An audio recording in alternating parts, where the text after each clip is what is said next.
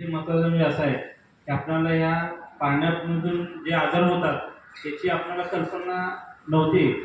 थोडी बहुत होती, पण आता जे सरांनी सांगितलं ते फार अतिशय म्हणजे आमचे डोळेच उघडले म्हणलं तरी चालेल.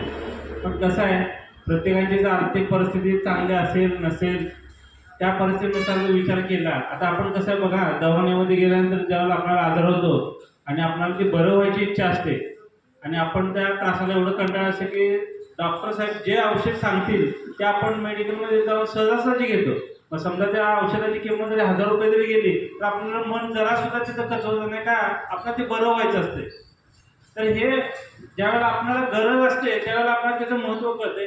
पण आपण आता कसं व्हायला पाहिजे, जागरूक व्हायला पाहिजे. आपण आता सरांनी सांगितलं की सकाळी 100 मिली संध्याकाळी 100 मिली जर पाणी पिलं तर आपल्या शरीराला कंट्रोल ठेवण्यासाठी ते पाणी अतिशय चांगलं आहे. तर ते आपण घ्यायला काय हरकत नाही. आणि आपलं जीवन लाईफ आपलं वाढवण्यासाठी आता कसं आहे, प्रत्येकाला आपल्याला जीवन वाढवायचं आहे, आपल्याला जास्त दिवस जगायची इच्छा असते.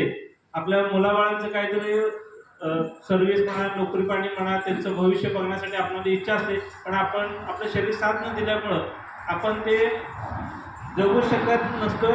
कारण ते आजार आपल्याला निर्माण होत तसं आपण त्या आजाराशी झुंज देत असतोय. पण हे पाणी पिल्यानंतर आपलं जर आयुष्य वाढत असेल तर प्रत्येकजण विचार करणार की हे अल्कलाईन वॉटर घेऊन आपलं आयुष्य वाढवण्यासाठी आपण त्याचा उपयोग करू शकतोय. आणि याची माहिती आम्हाला सरांनी दिल्याबद्दल मी सरांचे आभार मानतो.